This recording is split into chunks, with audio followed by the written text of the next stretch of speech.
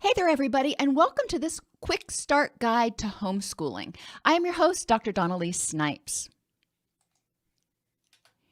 I've seen in the news lately that a lot of parents are thinking about homeschooling in the upcoming year, maybe henceforth and forevermore. And so I figured I'd put out a little bit of information.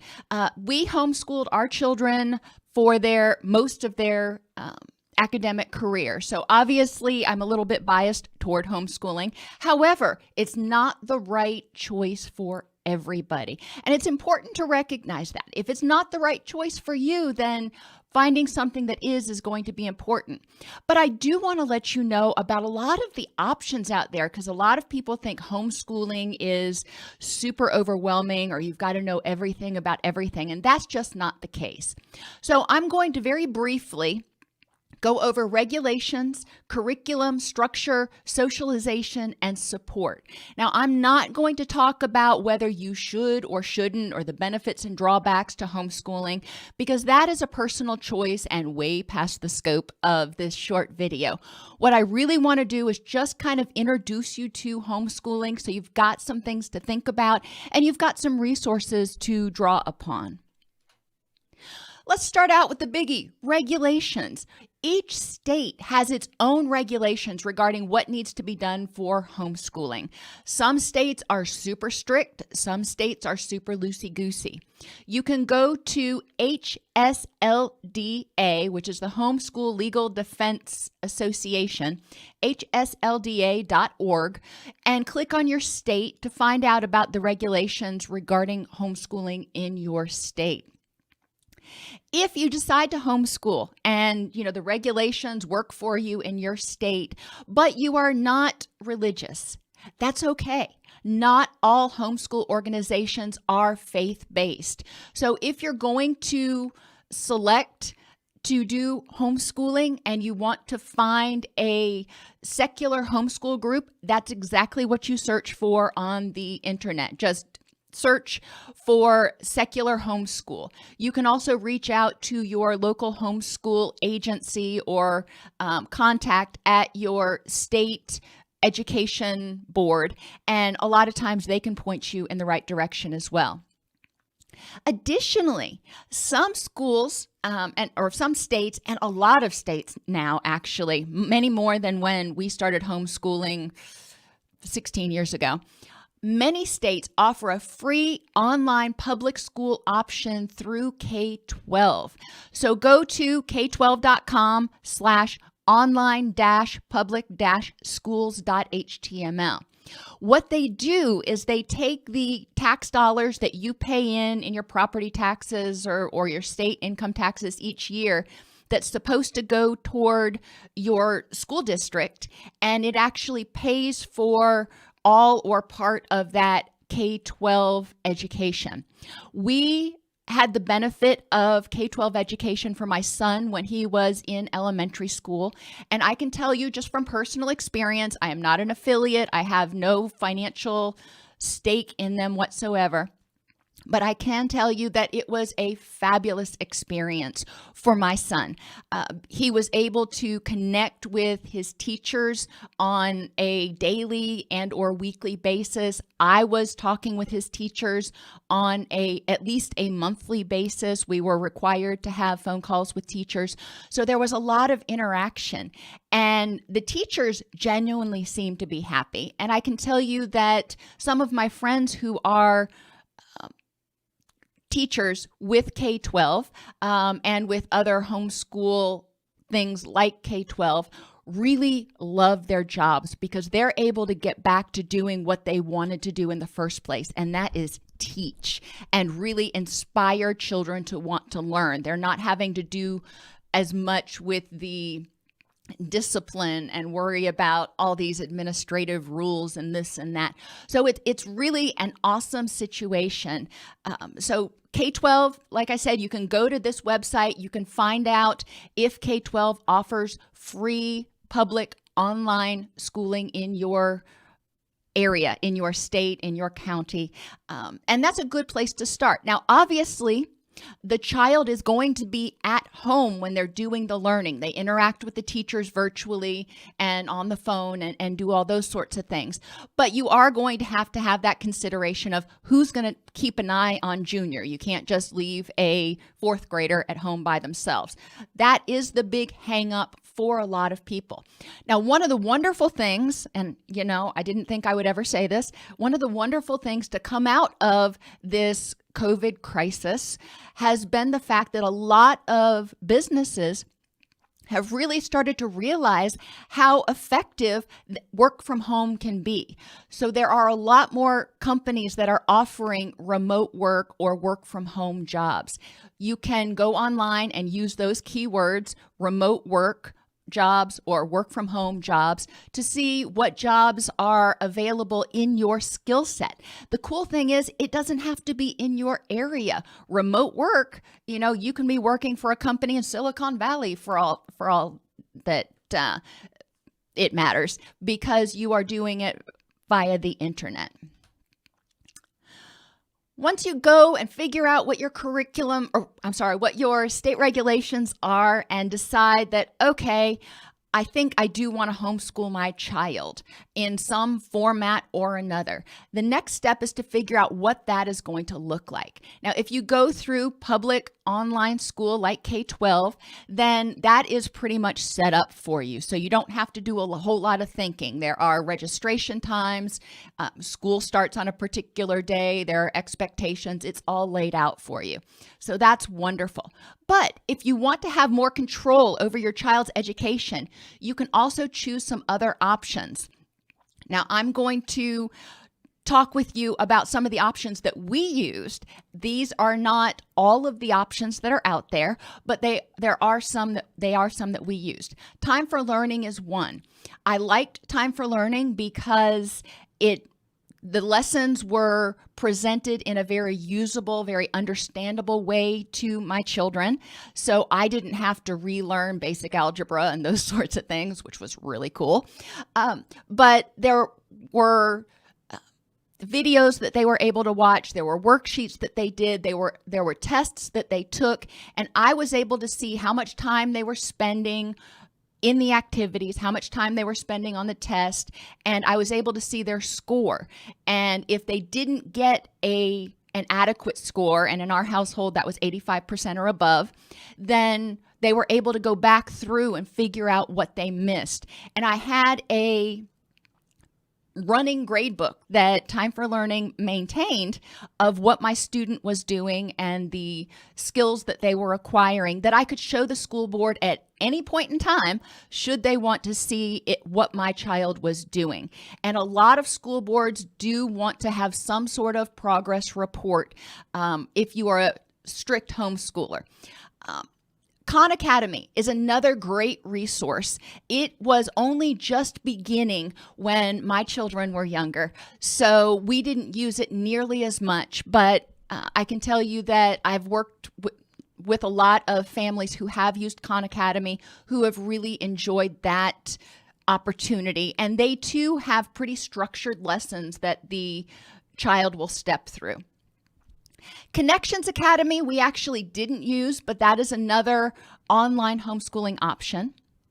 IXL is a membership site that is basically like providing students with flashcards repeatedly. And if your student learns by doing and likes to learn on the fly, this might be a good option for them. They have, some free units so your child can try it out and see if they really enjoy it. My son really enjoyed it. My daughter really hated it. So it's important to have your child actually work with the materials to figure out if it fits their learning style. ED Helper was one that we used when my children were really young because it is mainly worksheet based. You print out worksheets, you print out lessons, and they manually complete them. I really liked this for the really young grades. We use them a lot in elementary school. My daughter has dyslexia, so she had a hard time. She still has a hard time reading on the computer screen. And this was, Kindles were still really young back then.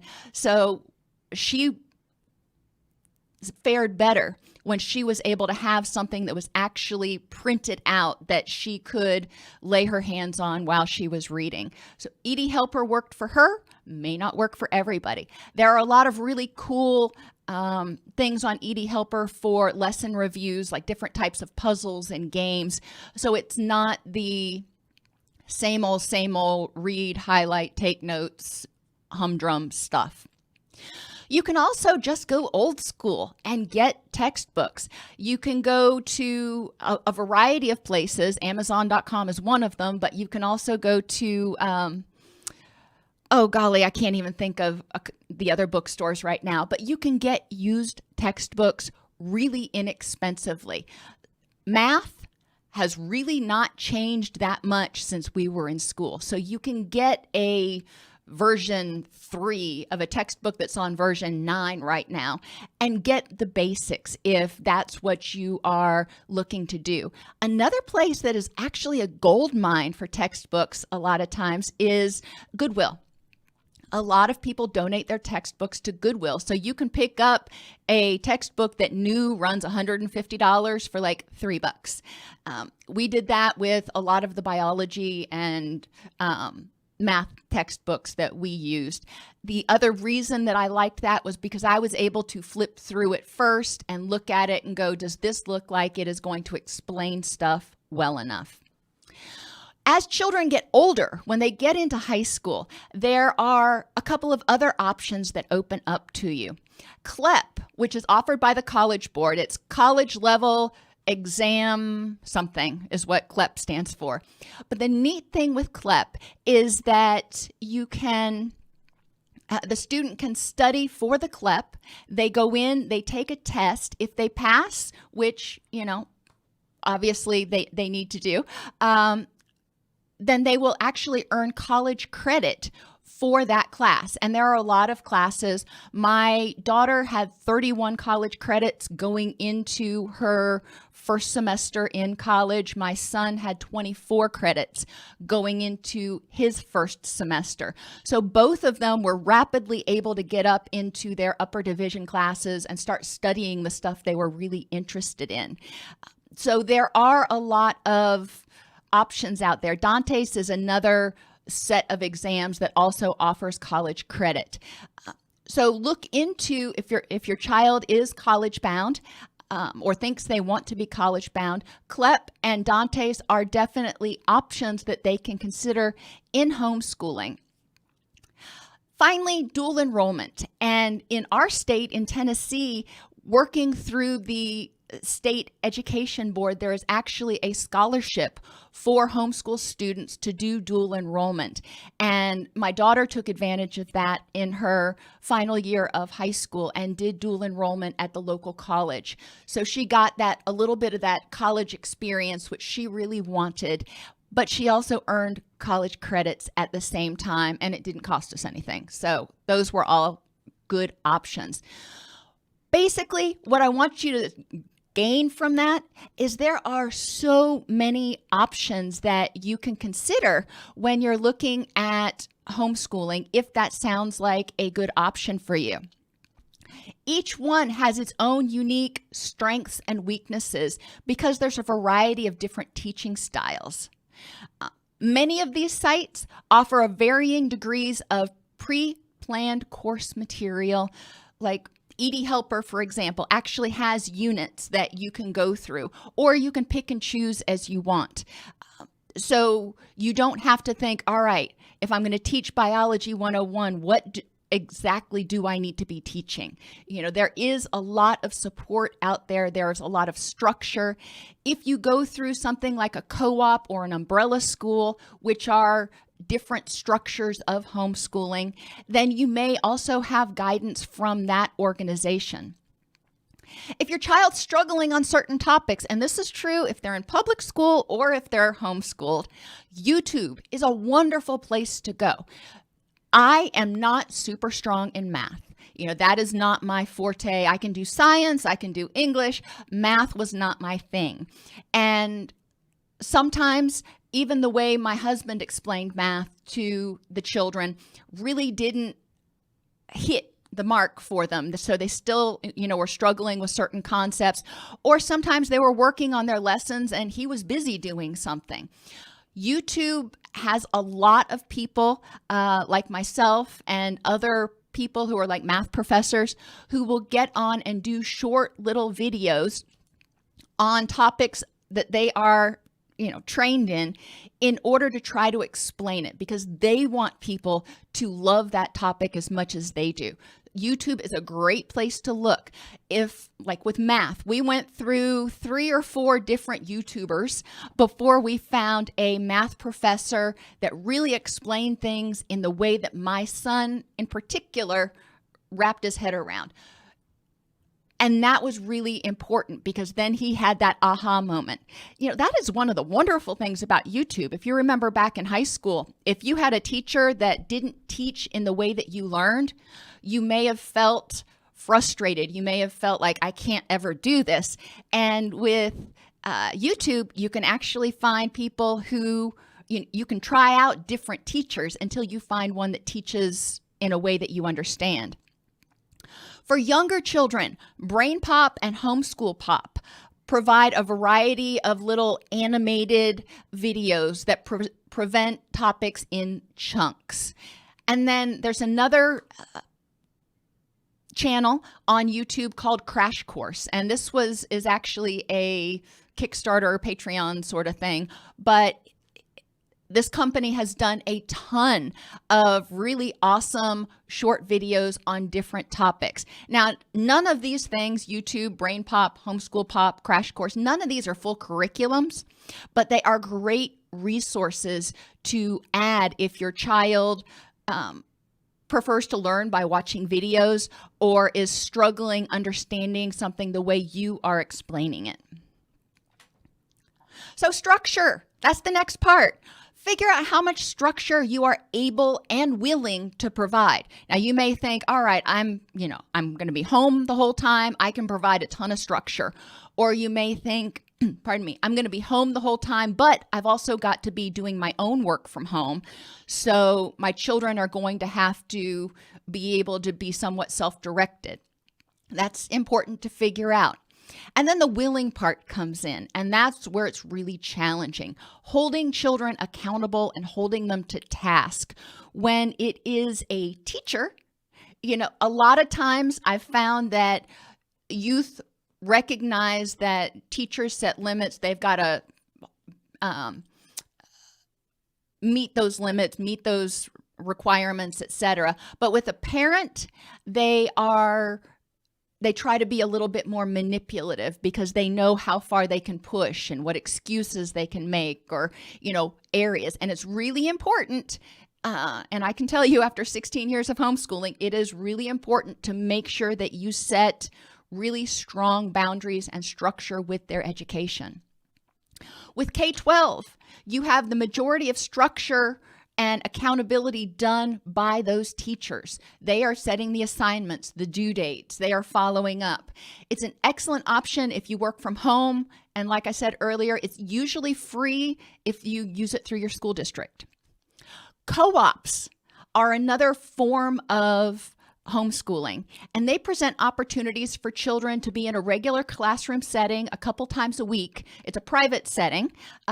You're not going to public school, but each time the child goes, they're in a classroom with other students who are homeschooled, and a parent or a couple of parents who are homeschooling parents teach the lessons that day. Now with co-ops, everybody has to take a turn teaching. So if that doesn't sound like you, then, or if you don't want other parents teaching your children, then co-ops are probably not a good option for you.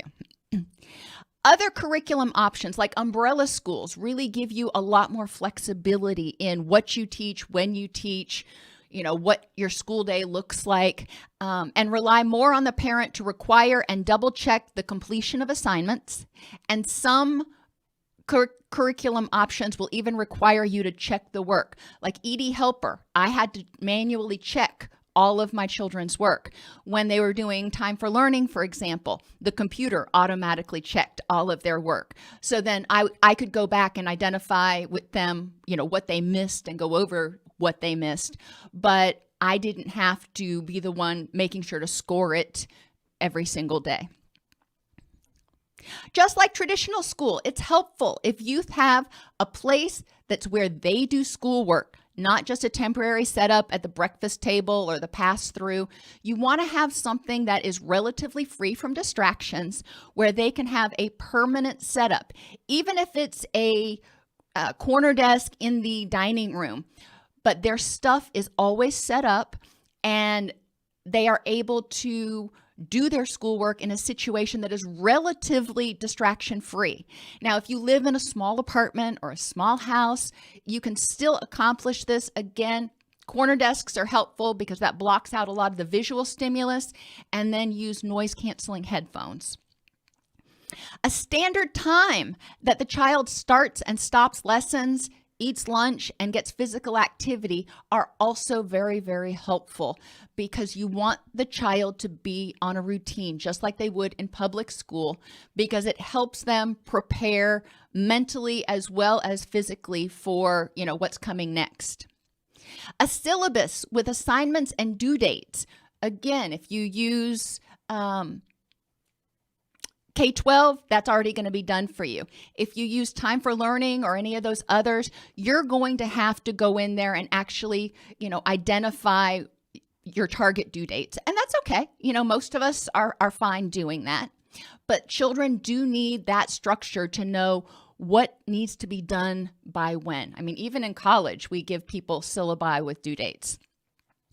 And in every case that I know of, you have to keep attendance. Children are required to be in school a certain number of days every year for a minimum of a certain number of hours. Most states, it's 180 days with a minimum of 4 hours of instruction.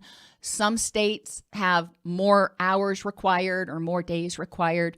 That's why it's really important to go to HSLDA and find out what your state requirements are. A lot of parents are concerned about socialization or the lack thereof with homeschooling.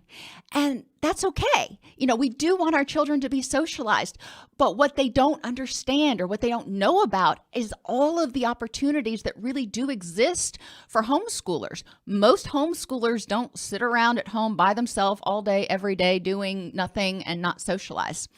So where do we find the socialization? Well, the first thing that a lot of parents don't realize is most school districts permit homeschooling students, even if you're not doing public online schooling, if you're actually doing traditional homeschooling, most districts permit homeschooling students to participate in athletic and extracurricular activities. Think about it. You are still paying the taxes as if you had a child in the school system. So you should still be able to access some of those services. Many umbrella schools and homeschooling organizations have their own extracurricular activities, including sports teams, cheerleading, and a variety of clubs like art and photography and whatever you can think of. And if you are with a homeschooling organization that doesn't have a particular club that your child is interested in, then you can always start one. Private pay activities like martial arts, art lessons, dance lessons, whatever you can think of, are obviously also still available. We were blessed enough to be able to allow our children to go to martial arts. And so both of them, before they were seniors in high school, both of them had their black belts in Taekwondo. And that was something that was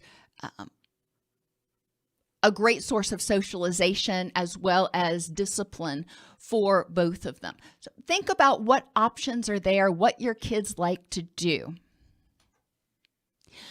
When it comes to support, homeschooling's not easy. It is not a walk in the park. No matter how it happens, being with your child that much every single day and having to kind of be the teacher, supervisor, principal, parent, all in one, can be tough some days. And in most communities, engaging in socialization and support is often a requirement. Even with K-12, we used to have the requirement that you had to interface with the local K-12 community a certain number of times each year. There would be outings and field trips and stuff you could choose from to participate in. There are also many groups on Facebook, if you're still on Facebook, and meetup.com for homeschooling families. So if you're looking for people who are homeschooling, maybe you're still trying to decide whether you want to do it, there are resources there where you can find out, how networked your local community is, what the feeling about homeschooling is, what resources are available, and maybe even whether it's right for you. If you're in a co-op or an umbrella school, connect with other parents in the group to see what they're doing. Ask questions, get a email list started, whatever it is so you can communicate. I know email lists are kind of old school. You can also create a private Facebook group. And I'm sure there are other ways to do it. I am, not super creative when it comes to doing those sorts of things. And don't be hard on yourself if there are topics that you struggle to teach. Nobody is expected to know everything. This is an opportunity to teach your child how to find resources to help themselves. And this is one of the things that I really love about homeschooling that has benefited my children once they went off to college, and I anticipate will benefit my daughter a whole lot this year since all of her classes are going to be online because of COVID.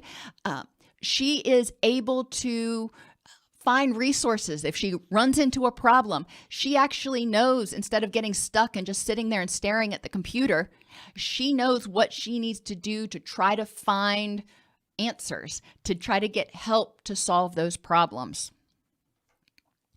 Homeschooling is definitely not right for everybody. If you choose to homeschool your children, there are many curricular options, and it's important to know what works for you as well as what works for your child. If you need additional income because you've chosen to homeschool and maybe your job doesn't allow you to work from home, many companies are now offering remote work or work from home options. And this link takes you to a Forbes article on the top 100 companies for remote jobs. You can just Google Forbes top 100 companies for remote jobs and it'll come up. So you can see all of the different options there are. It's not just necessarily help desk or sales. There are a lot of different options out there for work from home, and those options are growing by leaps and bounds right now. Okay, like I said, I wasn't intending on going over the benefits and drawbacks to homeschooling. There are a lot of personal choices based on your needs and your child's needs, but I did want to make sure that you are aware of all the resources that were available and all of the different permutations that homeschooling can take if that is something that you choose to do with your child this year or maybe henceforth for the rest of their academic career.